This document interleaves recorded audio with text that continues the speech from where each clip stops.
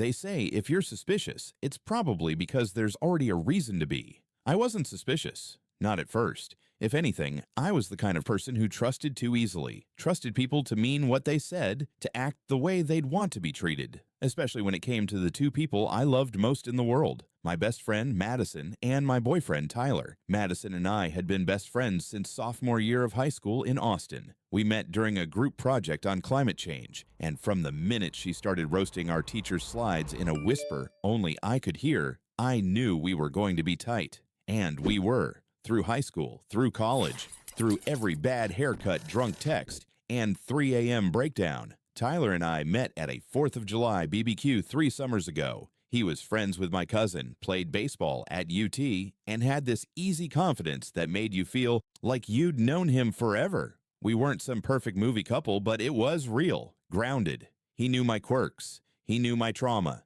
He knew how I liked my coffee and which songs not to play when I was already spiraling. The thing is, I thought I was lucky to have both of them in my life, and even luckier that they got along. Madison was over at our apartment all the time. The three of us would hang out, order food, watch dumb game shows. She and Tyler would bicker like siblings. I thought it was cute, normal, even healthy, but then things started to shift. I couldn't pinpoint when it happened. It wasn't one big moment, just a bunch of little ones I tried not to think about. Like how she started dressing just a little nicer when she came over. Lip gloss, tighter jeans. I told myself not to be that girl, the one who polices her best friend's outfits. Madison was gorgeous, always had been, curvy, blonde, flirty without trying. But it had never bothered me before. Then Tyler started laughing at her jokes more than mine. That sounds petty. I know it sounds petty. But I'd be sitting right there, saying something, and he'd barely react. Then she'd say something way less funny, and he'd be wiping tears from his eyes. I told myself it was in my head, that I was stressed from work, from trying to finish grad school, from the anxiety I carried around like a second skin. But then came the night. It was a Friday. I had a late shift at the campus library. Boring, quiet, same as always. I texted Tyler to let him know I'd be home around midnight, and asked if he could leave the porch light on. He didn't reply. Not a big deal. He sucked at checking his phone when he was gaming. Around 11:40, I got back to the apartment. Porch light off. Door locked. I let myself in quietly. The living room light was on, so was the TV. I heard voices, not loud, but close. And then I saw it. Madison. On the couch. Her head on Tyler's shoulder. They weren't kissing. They weren't touching in some inappropriate way. But the lights were low, their legs were close, too close, and the way they snapped apart when they saw me. That said everything. Tyler stood up like he'd been caught with something in his hands. Madison just gave me that tight, guilty smile, the kind someone wears when they're already preparing a lie. "Hey, we were just watching that new murder doc," she said, grabbing her phone too quickly. "You're back early." I wasn't. I didn't say anything. I just stared at them, my keys still in my hand, my backpack still slung over one shoulder. I don't even remember what I said after that. Something neutral, something fake. But I remember the way my gut twisted, the way the air felt different in the room. Because from that moment on, something was broken. Not because I had proof, but because I no longer believed I needed it. I didn't sleep that night. I lay in bed next to Tyler, my back to him, every muscle locked tight, my thoughts running on a loop I couldn't shut off. He didn't reach for me, didn't ask if I was okay, didn't even say goodnight. Maybe that's when I knew for sure. The next morning, I tried to act normal, coffee, toast, light talk about the weather, like I hadn't walked into something that changed how I saw both of them. He barely looked at me, scrolled his phone, laughed at a meme someone sent him. For the first time in 3 years, I looked at him and didn't feel love. I felt distance and something worse. Suspicion. I gave it 2 days. 2 days of trying to catch my breath, telling myself maybe I'd overreacted, maybe I was paranoid, maybe Madison had just had a bad night and leaned on him too long. But every time I closed my eyes, I saw her face when I walked in, that flash of guilt, of knowing. So I did what I never thought I'd do. I texted her. Me. "Hey, want to get coffee? Just us?" She said yes instantly. Of course she did. We met at a little indie spot off South Lamar, the kind of place we used to go back in college, where we'd sit for hours talking about life and men, and how we swore we'd never be that girl who let a guy come between us. She showed up in a cropped hoodie, full makeup, and an energy I couldn't quite place. Nervous, defensive. We got our drinks and sat down outside. I didn't waste time. So, the other night, I said, you and Tyler. She blinked. What about it? I gave her a look. Don't make me do this dance. She sighed, stirred her coffee. Look, I know how it looked, but nothing happened, okay? We were watching Netflix. I had a headache and leaned on him. That's it. I stared at her. Do you always get headaches only when I'm not home? She rolled her eyes. Seriously? I leaned forward. Madison, I'm not asking for the story. I'm asking for the truth. Just once. She stared at me for a long second, then dropped her gaze. I didn't plan it, she said finally, but things have felt weird between you two for a while. I thought you knew that. I said nothing. My fingers dug into the paper cup. She went on. We've been texting. It started after your birthday. You were stressed, remember? I stayed late to help clean up, and Tyler and I just started talking more. How much more? She hesitated. Almost every day. My chest went cold. I sat back, feeling the kind of sick that doesn't show up in fevers or flu, the kind that sinks deep into your stomach and bones. Did anything else happen? I asked. She didn't answer. Which was the answer? I didn't mean for it to get messy, she said. It just felt nice. Having someone get me like that. We'd talk about things you never noticed. Music, dumb stuff, inside jokes. He's funny. He listens. I noticed, I said quietly. I just didn't compete.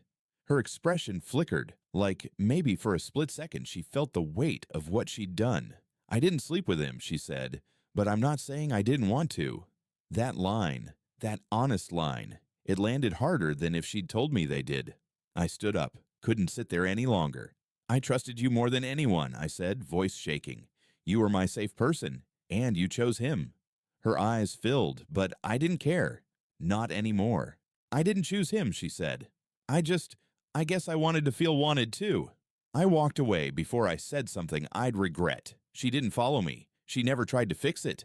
And Tyler? When I got home, he was already gone.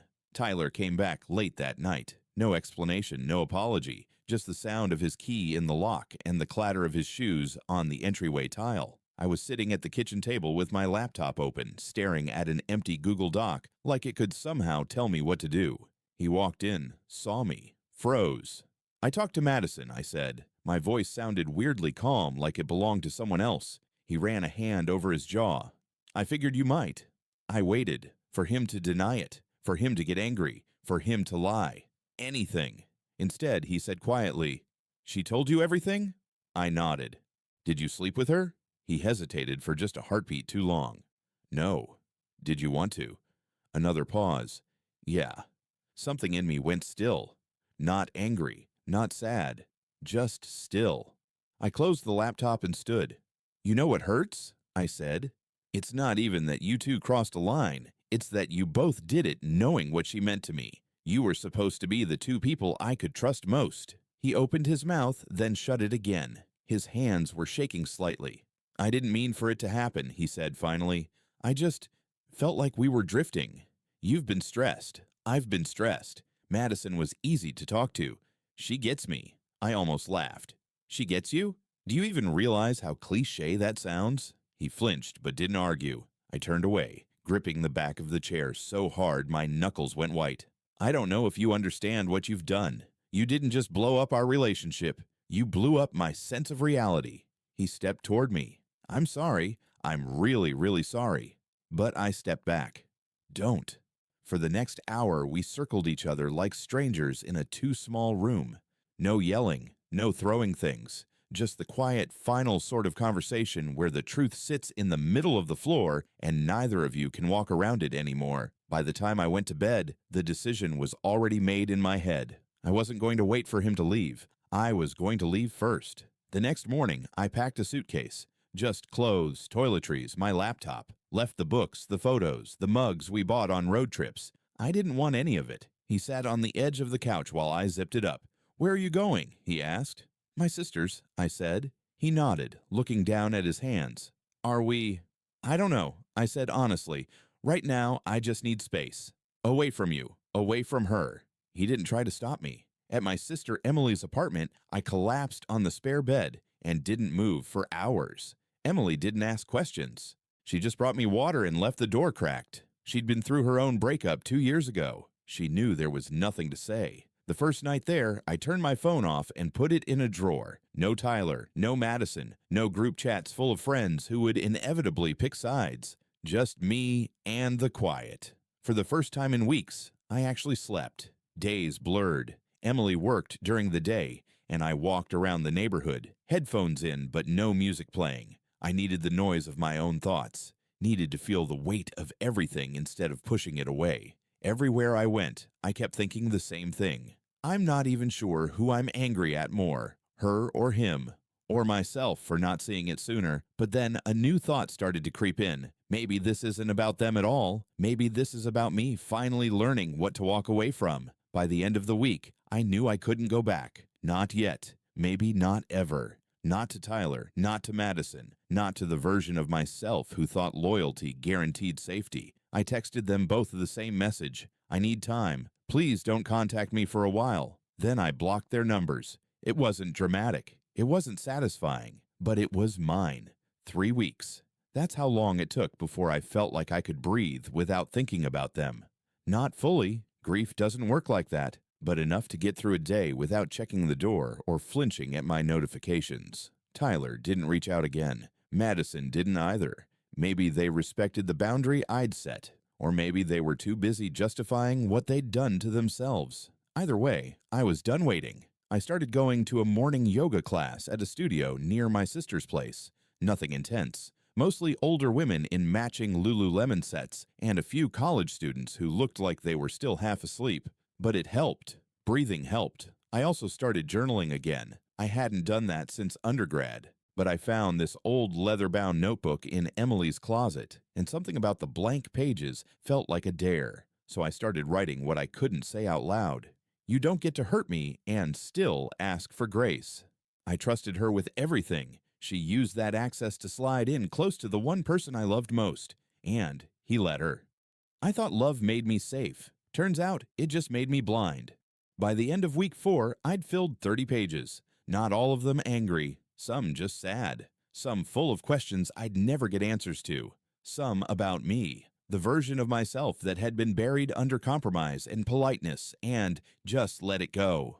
I didn't want to be her anymore. One night, Emily and I sat on the balcony with glasses of cheap wine, the Austin skyline flickering in the distance. She asked if I thought I'd ever forgive them. I thought about it for a long time. I don't think forgiveness is the point, I said.